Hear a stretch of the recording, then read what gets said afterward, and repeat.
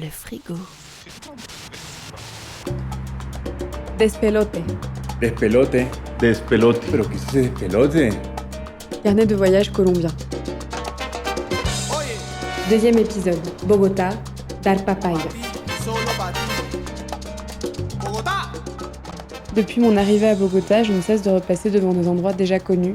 C'est assez agréable d'avoir l'impression que la ville m'est familière. Pourtant, je suis consciente de n'en connaître qu'une infime partie. Bogota, mégalopole aux 8 millions d'habitants et à la superficie supérieure à celle de Londres, est inépuisable. À chaque fois que j'y reviens, c'est cette même impression de plonger dans un chaos tourbillonnant de bruit, de gaz de pots d'échappement, de klaxons et de musique qui m'assaille. Lors de mes derniers voyages, j'ai mis un point d'honneur à me repérer et à me déplacer seule pour comprendre comment ce bazar fonctionnait. S'il y a bien quelque chose de rassurant à Bogota, ce sont les Cerros Orientales, ces montagnes andines qui bordent la partie orientale de la ville et qui servent de point de repère partout où l'on va. À partir de là, le principe d'organisation de la ville est assez simple pour qui circule à pied. Les carreras traversent la ville du nord au sud et leur numéro augmente d'est en ouest. A l'inverse, les calles traversent la ville d'est en ouest et leur numéro augmente du sud au nord. Ce qui m'a toujours semblé étrange, c'est que la calle 1 est dans le centre et que la ville est loin de s'arrêter là. Les rues du sud de Bogota seraient-elles en négatif ? Ce sont des quartiers où je n'ai jamais eu l'occasion de me rendre jusque-là, le mystère reste entier.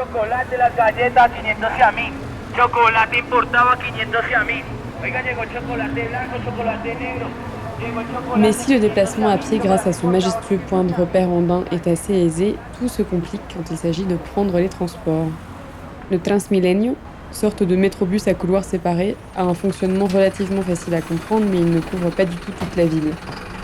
C'est alors que le combat commence, il faut prendre le bus.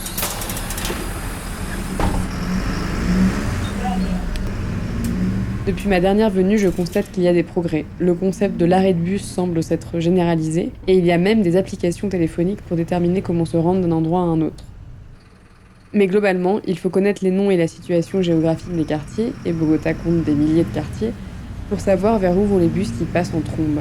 Je dois donc guetter au loin ce qui est écrit sur les panneaux qu'ils appliquent sur leur pare-brise pour savoir si ce bus qui arrive en fonçant va me mener où je veux. Et lorsqu'il s'approche, il ne faut pas hésiter trop longtemps. Une fois à bord, c'est toujours un peu le suspense. Je sais qu'il va à peu près dans cette direction, mais je ne connais pas vraiment la route qu'il emprunte. Je passe donc mon temps à guetter les numéros des calles et des carreras, et il m'arrive régulièrement lors d'un nouveau trajet de descendre trop tôt ou trop tard par rapport à ma destination. Tout cela en s'agrippant au siège pour ne pas tomber à cause d'un coup de volant trop brusque du chauffeur et en surveillant mon sac, car il ne faut pas dar papaya. Du coup, quand je réussis à arriver à une destination voulue en un temps à peu près correct, j'ai à chaque fois l'impression d'une petite victoire dans mon combat sur le champ de bataille du transport bogotan.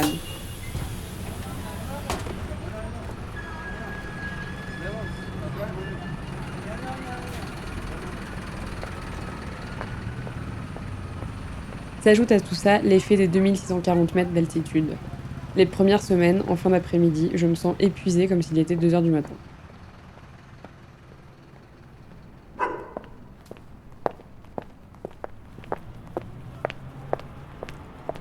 Hola. Hola Sonia, ¿cómo estás? Bien. ¿Cómo ¿Cómo te Bien, gracias. Hola.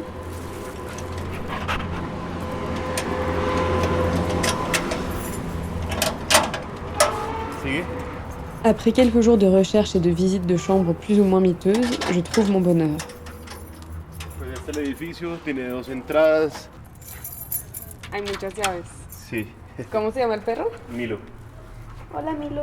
Un appartement en colocation avec Juan Camilo, 31 ans, et son chien Milo, dans le joli quartier de la Soledad, calme et plutôt central, plein d'arbres, de parcs et de gens qui promènent leurs chiens au fond du jogging. Y acá son 2 llaves.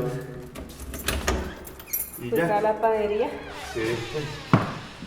Esa es la sala comedor. Es grande. Tiene bastante iluminación. Juan Camilo est bavard et plutôt sympathique, et il héberge William, un ami à lui qui a l'accent chantant des costeños de la côte caraïbe. Sonia. Hola, sí. Hola, ¿cómo estás? ¿Todo bien? Sí, mucho gusto. ¿Y qué onda? ¿Cómo te pareció todo? Bien. Sí. Bien, contenta de estar acá. Chévere, bienvenida a tu casa, esta es tu casa, así que sentirte cómoda y bueno, nada. Le soir, je leur propose de m'accompagner à une séance de court-métrage documentaire du festival Bogo Shorts à la Cinemateca Distrital, en plein centre-ville, sur ce que l'on appelle la Séptima. c'est-à-dire la carrera numéro 7.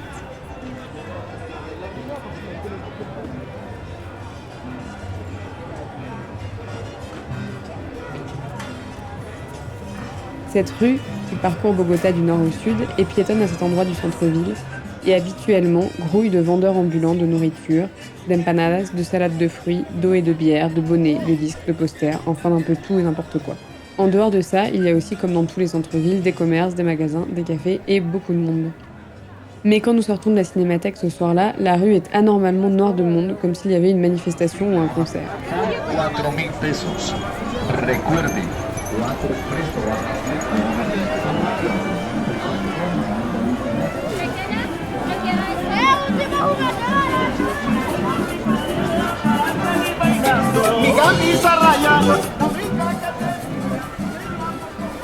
Je n'ai jamais vu ça et je demande à William et Juan Camilo ce qui cause un tel rassemblement.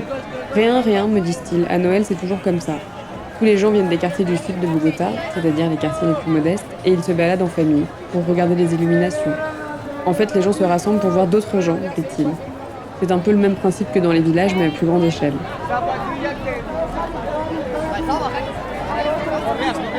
Il me semble tendu par la foule. C'est vrai que l'ambiance est un peu lourde.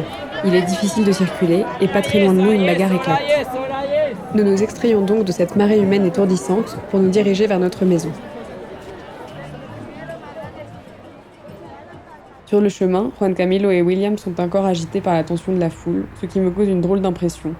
Étant accompagnée, je trouvais ça plutôt sympa et pittoresque, cette foule, et j'ai l'impression d'avoir eu une perception très différente de la leur. Nous commençons alors une discussion sur l'insécurité à Bogota, et autour de ce concept clé de la société colombienne, que l'on nomme ici le 11e commandement. No hay que dar papaya.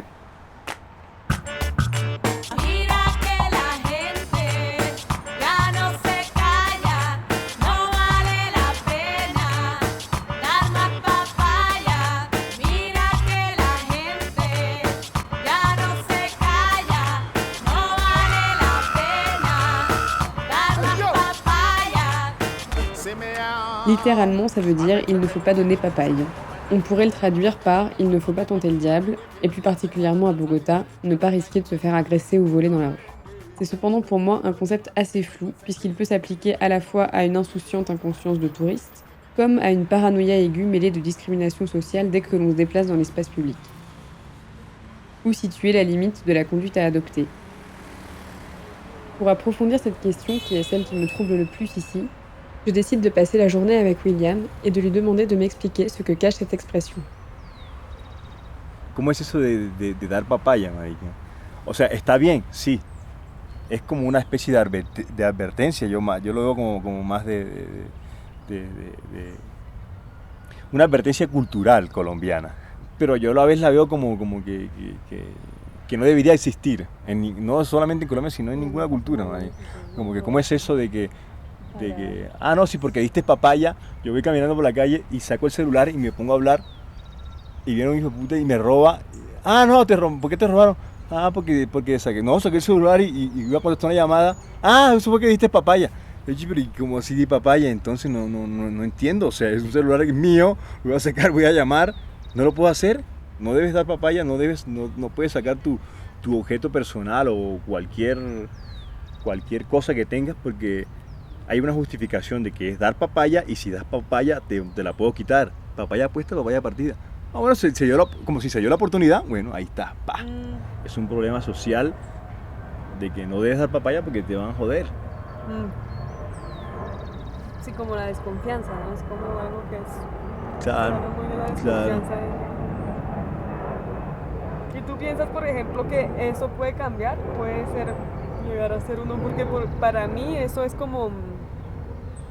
Eso es muy clave, porque cuando la relación de base entre la gente es la desconfianza, pues cómo puedes generar un cambio, claro, ¿no? Cómo puedes generar algo que lleve como una cierta forma de unidad.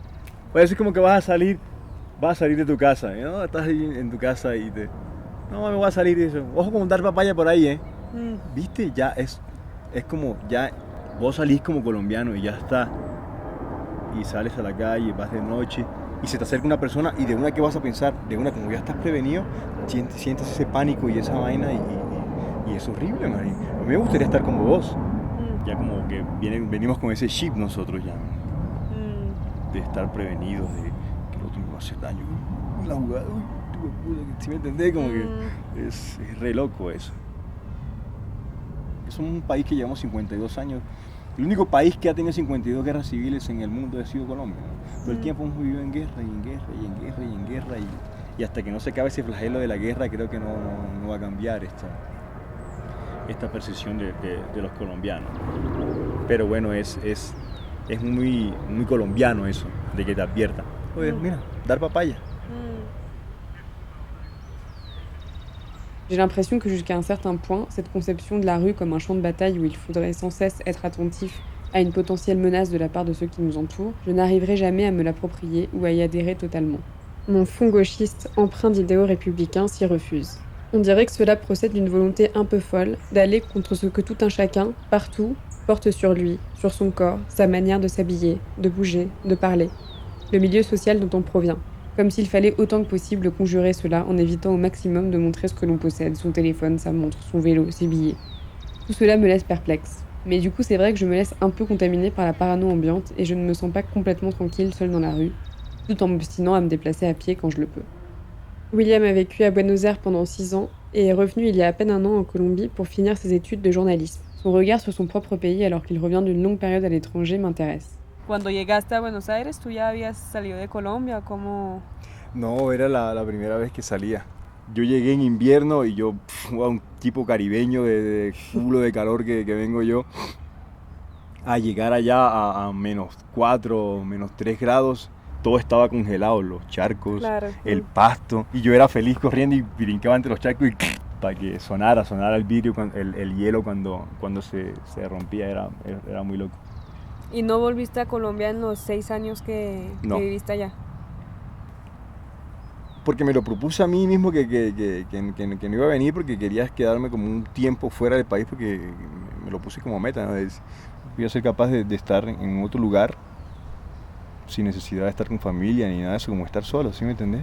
Conectarme con esa cultura de otro país y conocerla a fondo y estar ahí, como sentirme un argentino más. ¿Y te sentiste argentino? ¿O lograste eso o no?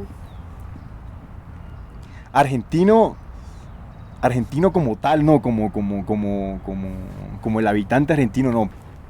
Diferencias culturales hay, es una obviedad. Y obviamente siempre te sentís fuera de tu país porque es un país que aunque en Latinoamérica es muy europeo, ¿no?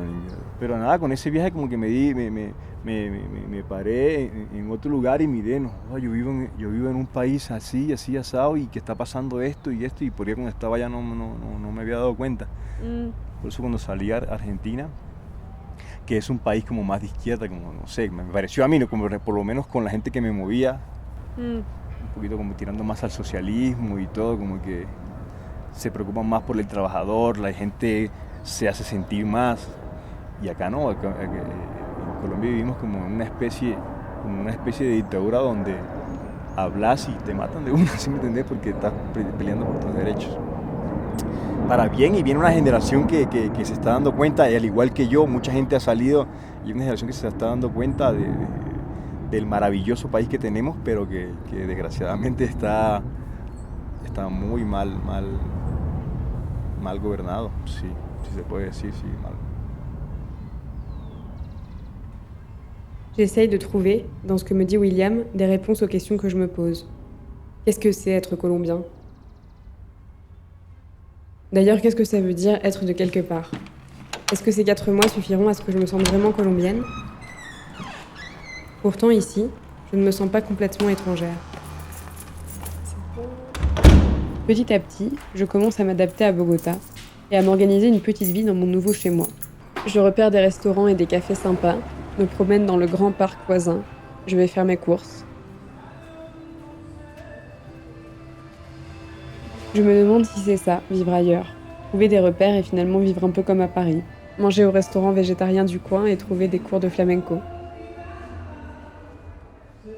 Bogota est par beaucoup d'aspects très dépaysante, et en même temps il est possible d'y vivre une vie très similaire à celle de toutes les métropoles occidentales.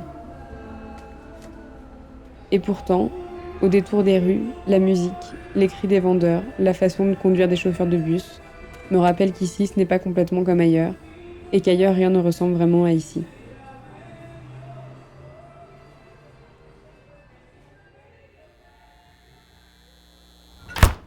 Le frigo.